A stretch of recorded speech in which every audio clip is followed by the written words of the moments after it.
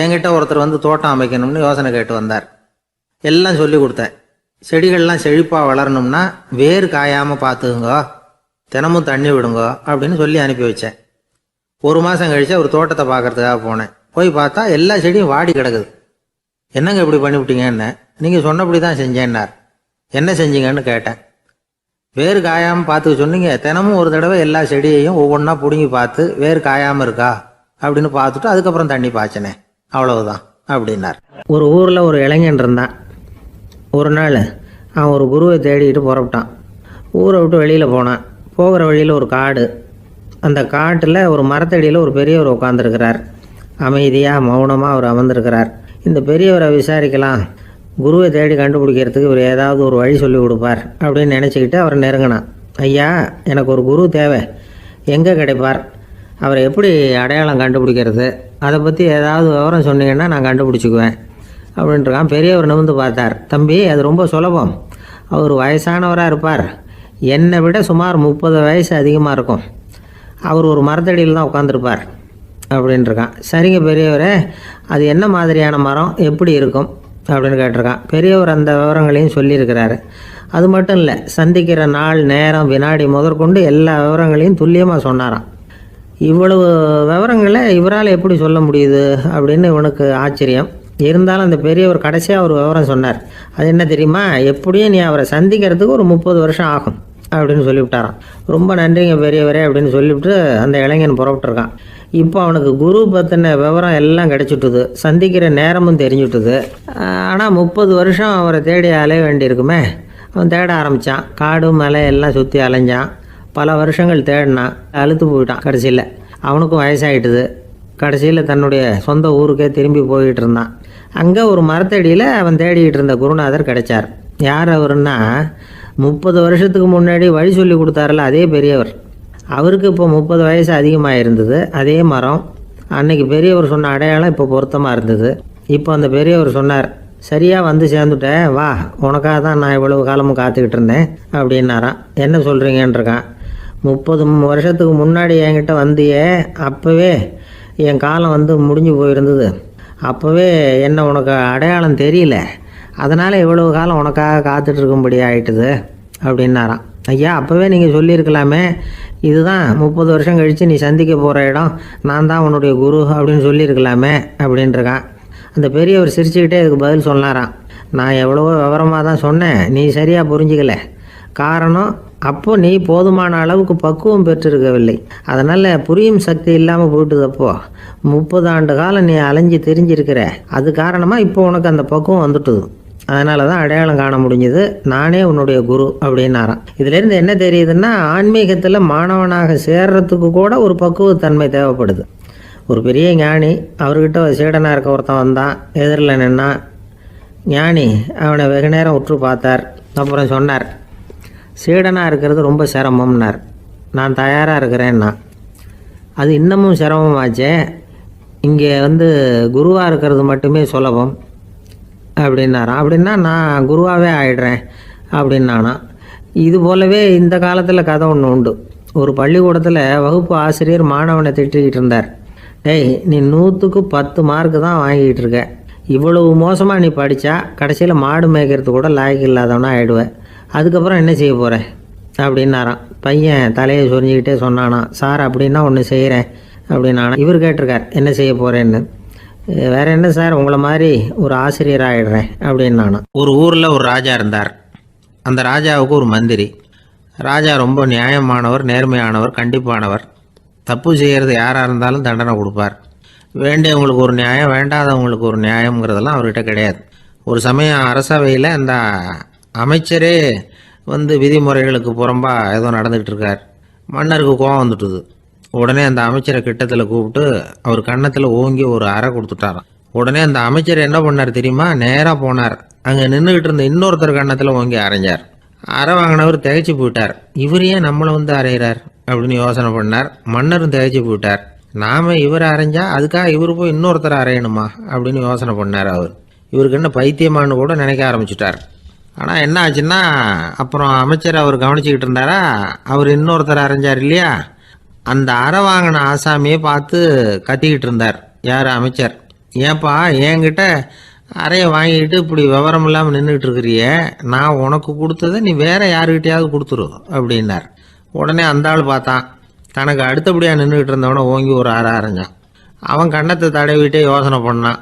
இது ஏதோ புரிஞ்சுக்கிட்ட மாதிரி அடுத்தாப்புல நின்றுக்கிட்டு இருந்தவனை அரைஞ்சான். இப்படி இந்த அறை மாறி மாறி போய்கிட்டே இருக்குது. ஊர் பூரா பிரயாணம் பண்ண ஆரம்பிச்சுட்டுது. அன்னைக்கு ராத்திரி அந்த ராஜா படுக்கிறதுக்காக போனார். அந்த நேரம் பார்த்து அவர் கன்னத்தில் பலார்னு ஒரு அறை விழுந்தது. நம்மளே அறையிறது யாரு அப்படின்னு அதிர்ச்சியோட மன்னர் திரும்பி பார்க்குறாரு. அரைஞ்சது அவரோட மனைவி. என்னாச்சு உனக்குன்னு கத்துனார் ராஜா. உங்களுக்கு தெரியாதா, ஊர் பூரா ஒருத்தர் மாற்றி ஒருத்தர் மூலமாக இந்த அறை பிரயாணம் பண்ணிட்டு வருது அப்படின்னாங்க அந்த அம்மா. அப்படின்னா ஆரம்பித்த இடத்துக்கே வந்துட்டுதா அப்படின்னாராம் மன்னர். என்ன சொல்கிறீங்கன்னு கேட்டிருக்காங்க. இவர் விவரத்தை சொன்னாராம். அப்படின்னா நீங்கள் ஆரம்பித்து வச்ச இந்த விளையாட்டை நான் முடிச்சு வச்சுட்டேன் அப்படின்னாங்களாம் அந்த அம்மா. மறுநாள் காலை மறுபடியும் அரசவை கூடிச்சு அந்த அமைச்சர் மன்னரை பார்த்து கேட்டார், என்ன மகாராஜா, என்கிட்ட கொடுத்ததை திருப்பி வாங்கிட்டீங்களா அப்படின்னாராம். இப்படி நடக்கும்னு நான் எதிர்பார்க்கவே இல்லைன்னார் மன்னர். ஆனால் நான் எதிர்பார்த்தேன். அது எங்கே போயிட போகுது, ஊர் பூரா சுற்றி கடைசியில் உங்ககிட்ட தான் சேரும் அப்படிங்கிறது எனக்கு தெரியும் அப்படின்னார் அமைச்சர். இந்த கதை வேடிக்கையாக இருந்தால் கூட இதில் உள்ள கருத்து முக்கியமானது. இந்த உலகத்தில் பல கருத்துக்கள் இப்படி தான் மாறி மாறி சுற்றி வந்துக்கிட்டே இருக்குது. நம்மால் ஒருத்தன் தன்னுடைய நண்பன் ஒருத்தனை கடத்தரில் பார்த்தான். உடனே ஓடி போய் பலார்னு ஒரு அறை கொடுத்தானா. அவன் கன்னத்தை தடவிட்டு ஏன்டா என்ன அரைஞ்சேன்னு கேட்டிருக்கான். நீ ஏன்டா என்னை முட்டாள்னு என் மனைவிட்ட போய் சொன்னேன் அப்படின்ட்டுருக்கான் அவன். உன்னை ஒரு முட்டாள்னு சொன்னதுக்காகவா நீ என்ன அரைஞ்ச அப்படின்னு கேட்டிருக்கான் இவன். டேய், நான் அதுக்காக அறையலப்பா, அது ஒரு பெரிய ரகசியம். நான் முட்டாளுங்கிறது அந்த ரகசியத்தை நீ ஏன் எங்கள் வீட்டில் போய் சொன்னேன், அதுக்காக தான் அரைஞ்சேன் அப்படின்னு நானும் அவன். ஒரு ஊரில் ஒருத்தர் இருந்தான். ஒரு நாள் காலையில் எழுந்திரிச்சான். ஒரு 10 ரூபாய் எடுத்து சட்டை பையில் வச்சுக்கிட்டான். கடை தெருவுக்கு புறப்பட்டான். காய்கறி வாங்குறதுக்காக அவன் போகிறான். காய்கறி சந்தைக்கு போய் சேர்ந்தான். கத்திரிக்காய் 4 கிலோ கொடுங்கன்னா கொடுத்தாங்க. காசு கொடுக்கறதுக்காக சட்டை பையில் கையை விட்டான். பணத்தை காணும். 10 ரூபாய் சட்டை பையில் வச்சுக்கிட்டு தான் வந்தான். அது இப்போ அங்கே இல்லை. வழியில் எங்கேயும் அது விழுந்துடுது போல்ருக்கு. அல்லது யாராவது திருடர்கள் தெரியாமல் அதை எடுத்துக்கிட்டு போட்டாங்களா என்னன்னு தெரியல. எப்படியோ 10 ரூபாய் அவன் இழந்துட்டான். கையில் காசு இல்லை. அதனால் கத்திரிக்காயை திருப்பி கொடுத்துட்டு கவலையோடு வீட்டுக்கு திரும்பி வந்தான். அதையே நினச்சிக்கிட்டு இருந்தான். அவனுக்கு துக்கம் அதிகமாக போச்சு. அழ ஆரம்பிச்சிட்டான். காய்கறிகள் வாங்கிட்டு ஆனந்தமாக சமைச்சு சாப்பிட்லாம்னு நினச்சோம். அது முடியாமல் போச்சேங்கிற கவலை அவனுக்கு. அதனால் அதை மறக்கவே முடியல. இது நடந்து கொஞ்ச நாள் ஆச்சு. அதே மனுஷன் இன்னொரு நாள் அதே மாதிரி புறப்பட்டான். பணத்தை எடுத்து பையில் வச்சுக்கிட்டான். காய்கறி சந்தையை நோக்கி போய்கிட்டு இருக்கிறான். இப்போ வழியில் ஒரு ஏழை பையனை பார்த்தான். தம்பி, எங்கே போகிற அப்படின்னு கேட்டான். ஐயா, பள்ளிக்கூடத்துக்கு போயிட்டுருக்கிறேன் அவன். சரி, அதுக்கே இவ்வளவு கவலையோடு போயிட்டுருக்கிற அப்படின்னு விசாரித்தான் அவன். ஐயா, நான் ரொம்ப ஏழை, வீட்டில் வசதி இல்லை, பரீட்சைக்கு பணம் கட்டணும், இன்றைக்கி கடைசி நாள், என்ன செய்கிறதுன்னு தெரியலன்னா. இவன் பார்த்தான். தாங்கிட்ட இருக்கிற பணத்தை எடுத்து அந்த பையன்கிட்ட கொடுத்தான். இதை வச்சுக்கோ, உடனே பணத்தை கட்டு, நல்லா படி, பரீட்சை எழுது அப்படின்னு சொல்லிவிட்டு திரும்பி வந்துட்டான். வெறுங்கையோடு திரும்பி வந்தோம். வீட்டில் கேட்குறாங்க, எங்கே காய்கறின்னு வழக்கம் போல் கேட்டாங்க. இவன் நடந்ததை சொன்னான். இப்போ வீட்டில் இருந்தவங்க அவங்ககிட்ட ஒரு கேள்வி கேட்டாங்க.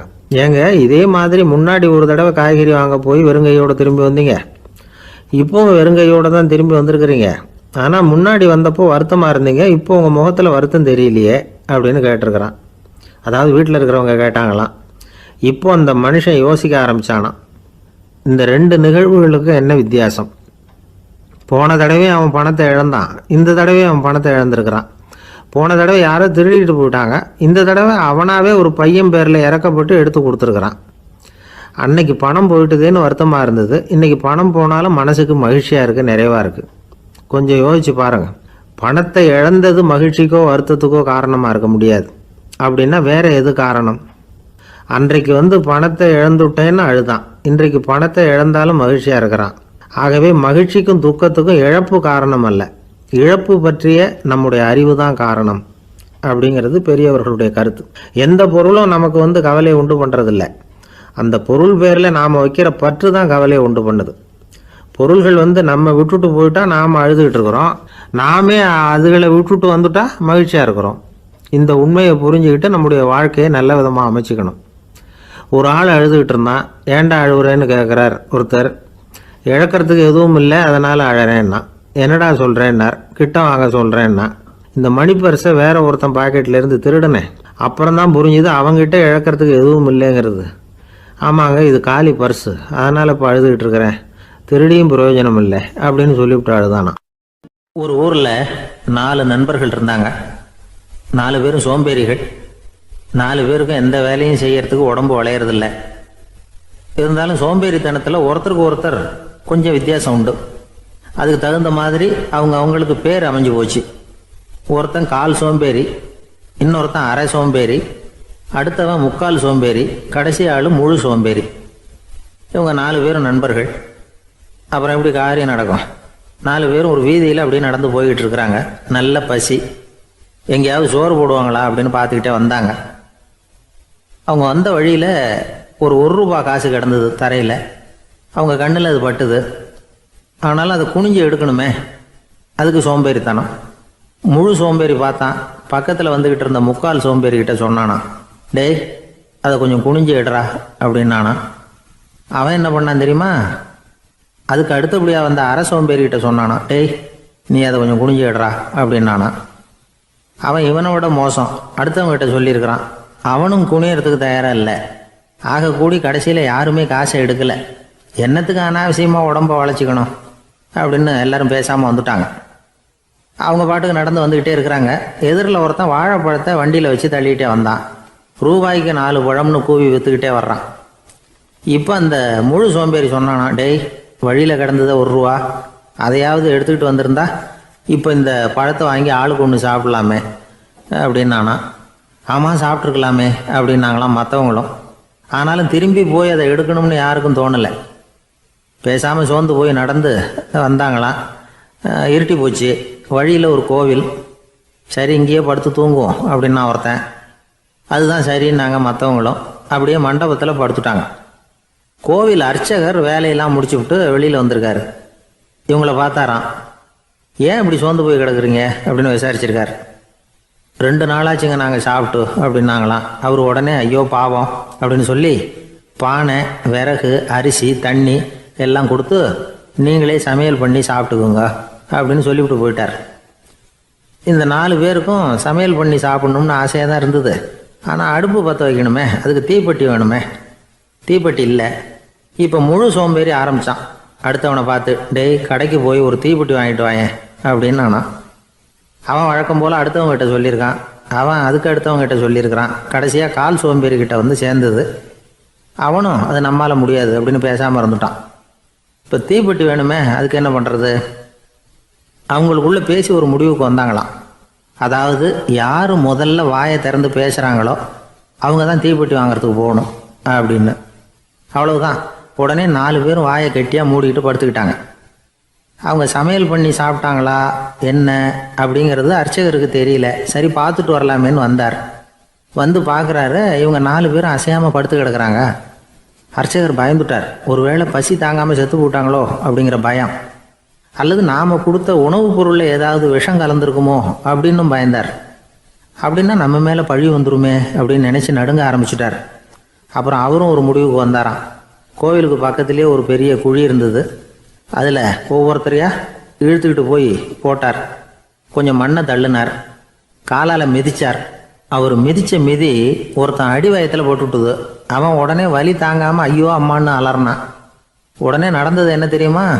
மற்ற 3 பேரும் துள்ளி எழுந்திரிச்சாங்களாம். அவனை பார்த்து நீ தாண்டா தீப்பெட்டி வாங்க போகணும், நீ தாண்டா வாங்க போகணும், நீ தான் சத்தம் போட்ட அப்படின்னு சொல்லி ஆரம்பிச்சிட்டாங்களாம். அர்ச்சகர் பார்த்தார். இது பேய் மாதிரி தெரியுதுன்னு நினச்சிக்கிட்டு ஒரே ஓட்டமாக ஓடி போட்டாராம். கிராமப்புறங்களில் இப்படி ஒரு கதையை சொல்கிறது உண்டு. சோம்பல்ங்கிறது நம்ம முன்னேற்றத்துக்கு பெரிய தடை அப்படிங்கிறத நாம் புரிஞ்சுக்கணும். அதுதான் இந்த கதை சொல்கிற நீதி. ஒரு பள்ளிக்கூடத்தில் ஒரு புதுமையான போட்டி நடந்துதான். அதாவது சோம்பேறித்தனத்துக்கு பரிசு. அதில் 2வது பரிசு யாருக்குன்னு அறிவித்தாங்க. ஒரு பையன் எழுந்திரிச்சு மெதுவாக நடந்து போய் பரிசை வாங்கிட்டான். அடுத்தது முதல் பரிசு யாருக்கு அப்படின்னு அறிவிச்சாங்களாம். அவன் கடைசி வரிசையிலேருந்து கத்தனானா, ஐயா அதையும் அந்த பையன் மூலமாகவே கொடுத்து அனுப்பி வச்சுருங்க, இங்கே வந்தது நான் வாங்கிக்கிறேன் அப்படின்னானா. ஒரு ஊரில் ஒரு துறவி இருந்தார், புத்த சமய துறவி. அந்த ஊர் மன்னன் அவரை பற்றி கேள்விப்பட்டிருக்கான். ஒரு நாள் புறப்பட்டு போனான். துறவியின் பாதங்களை தொட்டு வணங்கினான். அதுக்கப்புறம் சொன்னான், ஐயா நான் உங்களை அரண்மனைக்கு அழைச்சிட்டு போகிறதுக்காக வந்திருக்கிறேன், இனிமேல் நீங்கள் இங்கே எதுக்கு இருக்கணும் அப்படின்னானா. அவன் மனசுக்குள்ளே என்ன நினைப்புன்னா, இவர் எங்கே வர போகிறாரு, நான் ரொம்ப எளிமையானவன், எனக்கு எதுக்கு அரண்மனை வாசம்னு சொல்லிவிடுவார் அப்படின்னு நினச்சிருக்கான். ஆனால் அந்த துறவி என்ன பண்ணார் தெரியுமா? அப்படியா, சரி போகலாம், வா போய் உன் ரதத்தை கொண்டுட்டு வா, அரண்மனைக்கு போகும்பொழுது அதுக்கு தகுந்த மாதிரி ஆடம்பரமாக போகணும் அப்படின்னு விட்டாரான். துறவி இப்படி சொன்னதும் அந்த மன்னனுக்கு மனசுக்குள்ளே சந்தேகம் வந்துட்டுது. இவர் உண்மையிலேயே துறவி தானா, ஏமாத்து பேர் வழி மாதிரி தெரியுதே அப்படின்னு நினச்சிருக்கான். இருந்தாலும் இனிமேல் என்ன பண்ணுறது, சொல்லியாச்சு. ரதத்தை கொண்டுகிட்டு வந்தான். துறவி ஏறி உக்காந்தார். பக்கத்தில் ராஜா. அவர் ரொம்ப உற்சாகமாக வரார். இவன் ரொம்ப சோர்ந்து போய் வரான். துறவி மரத்தடியிலேயே வாழ்ந்து பழக்கப்பட்டவர், அரண்மனையில் எளிமையாக ஒரு இடத்துல உட்காந்துக்குவார் அப்படின்னு நினச்சான். ஆனால் அப்படி இல்லை. அரண்மனைக்கு வந்த உடனே அந்த துறவி அதை கொண்டுட்டு வா, இதை கொண்டுட்டு வான்னு சொல்லி உத்தரவு போட ஆரம்பிச்சிட்டார். அரண்மனையிலிருந்து அரசனை மாதிரி இருக்கணும் அப்படிங்கிறார். ராத்திரி பூரா சௌரியமாக தூங்கினார். பகலில் அரண்மனை தோட்டத்தில் உலாவ வேண்டியது, நீச்சல் குளத்தில் குளிக்க வேண்டியது, இப்படியே பொழுது போக்கிட்டு இருக்கிறார். அந்த அரண்மனையில் துறவி மகிழ்ச்சியாக இருக்கிறார். மன்னனால் அப்படி இருக்க முடியல. அவருக்கு எந்த கவலையும் இல்லை, இவனுக்கு அரசாங்க கவலைகள். துறவி அப்படி இருக்கிறத இவனால் தாங்கிக்க முடியல. ஒரு நாள் அவர்கிட்டயே போய், நான் உங்ககிட்ட கொஞ்சம் பேசணும் நானா. துறவி பார்த்தார்.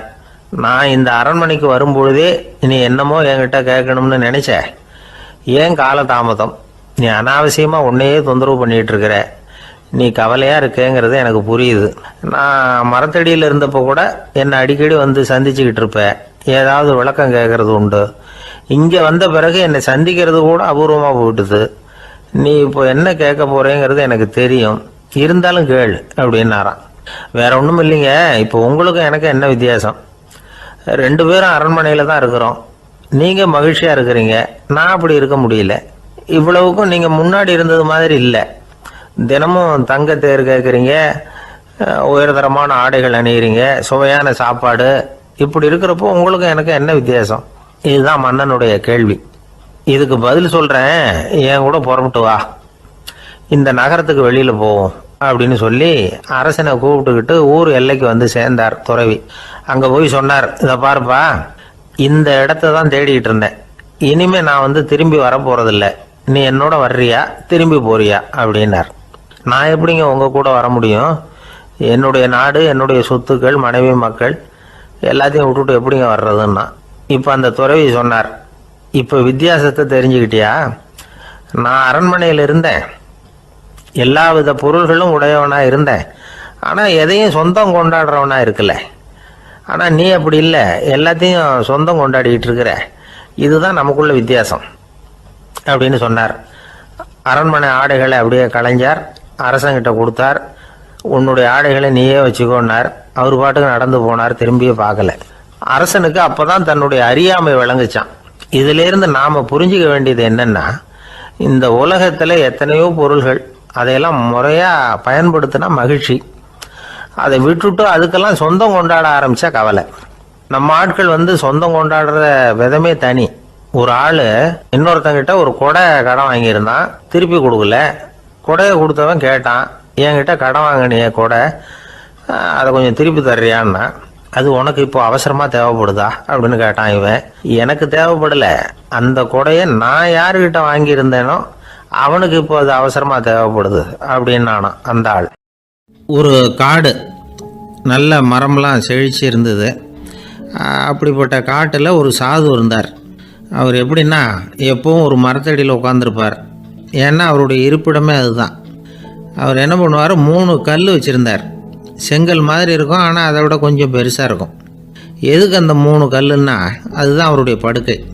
அதாவது தூங்குறப்ப ஒரு கல்லை தலைக்கு கீழே வச்சுக்குவார், இன்னொரு கல்லை இடுப்புக்கு கீழே வச்சுக்குவார், இன்னொரு கல்லை காலுக்கு கீழே வச்சுக்குவார்.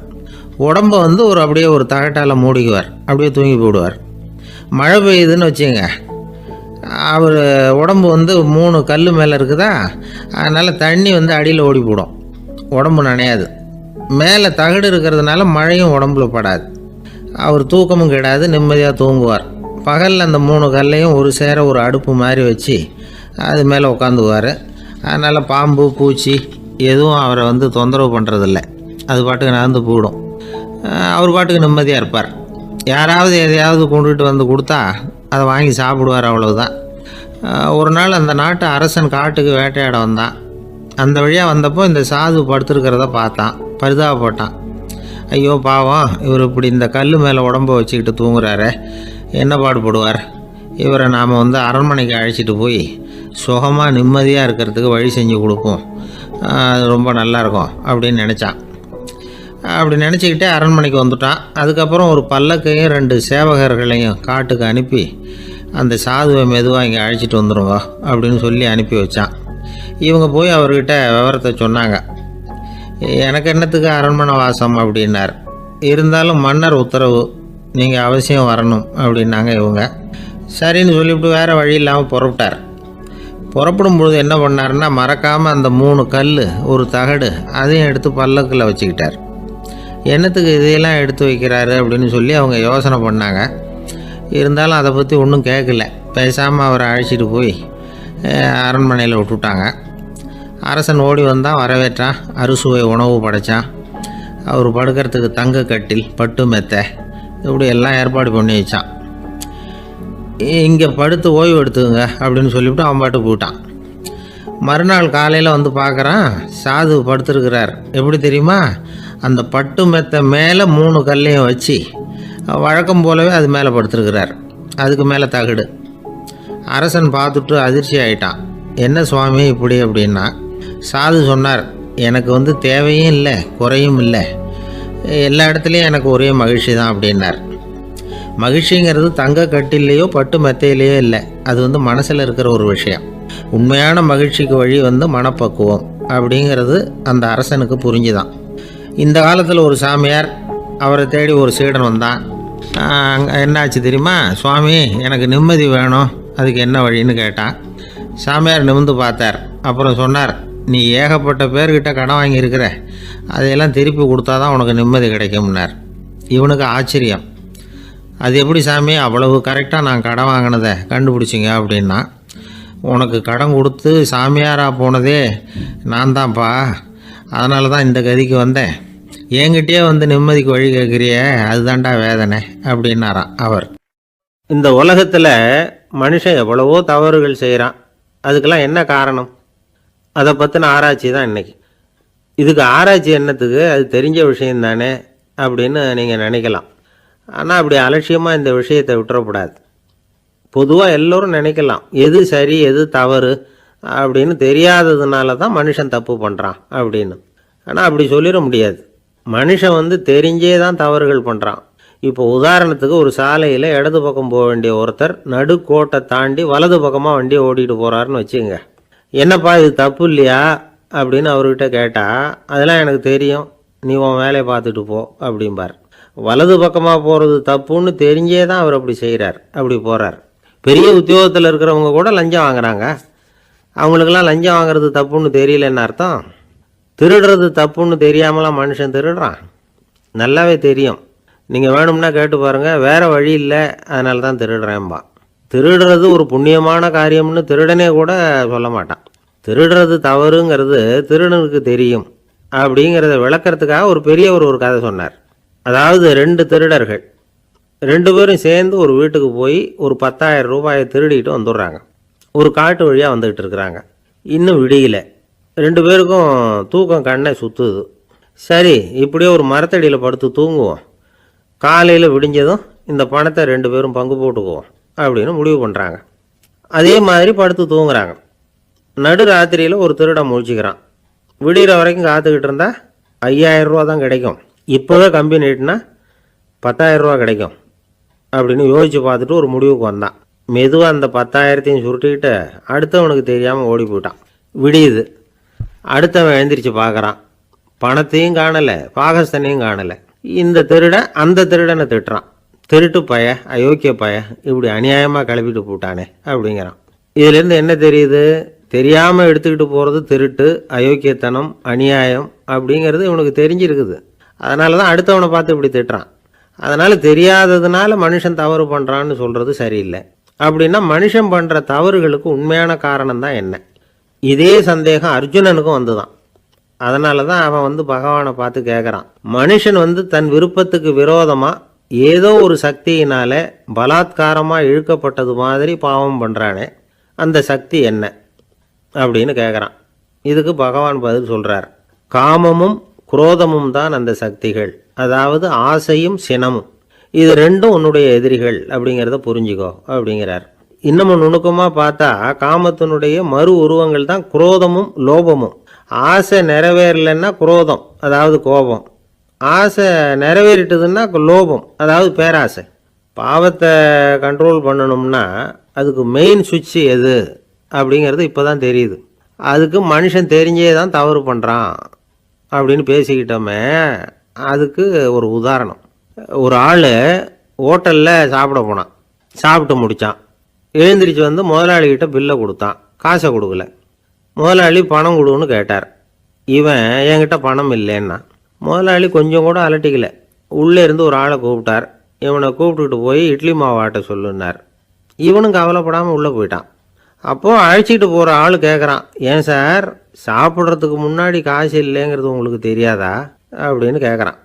தெரியும், காசு இல்லைங்கிறதும் தெரியும், காசு இல்லாமல் சாப்பிட்டா மாவாட்டணுங்கிறதும் தெரியும் அப்படின்னா அந்த ஆள்.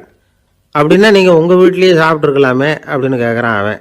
அதுக்கு இவர் சொல்கிறாரு, அது எப்படி, அங்கே சாப்பிட்டாலும் நான் இதே வேலையை தானே செய்ய வேண்டியிருக்கும் அப்படின்னாராம். ஒரு ஊரில் ஒரு குரு இருந்தார், ஜென் குரு. அவரை தேடிட்டு ஒரு மன்னர் வந்தார். வந்தவர் ஜப்பான் மன்னர். தோட்டக்கலையை பற்றி தெரிஞ்சுட்டு போகிறதுக்காக அவர் வந்தார். எப்படி தோட்டம் அமைக்கிறது அப்படிங்கிறத பற்றி அந்த குரு விவரமாக சொல்லி கொடுத்தாரு. ஒரு நாள் 2 நாள் இல்லை, 3 வருஷம் கற்றுக் கொடுத்தார். அதுக்கப்புறம் சொன்னார், நான் கற்றுக் கொடுத்துட்டேன், இனிமேல் நீங்கள் போகலாம், போய் தோட்டம் அமைக்கலாம். அதுதான் உங்களுக்கு பரிசை. தோட்டம் அமைச்ச பிறகு சொல்லி அனுப்புங்க, நான் வந்து பார்க்குறேன். நீங்கள் இங்கே என்னவெல்லாம் கற்றுக்கிட்டீங்களோ அதையெல்லாம் அங்கே செயல்முறையில் செஞ்சு காட்டுங்க அப்படின்னு சொல்லி அனுப்பி வச்சார். மன்னர் போனார். அரண்மனைக்கு பக்கத்திலேயே ஒரு பெரிய தோட்டத்தை உண்டு பண்ணினார். அழகான மரங்களையும் செடிகளையும் உருவாக்கினார்.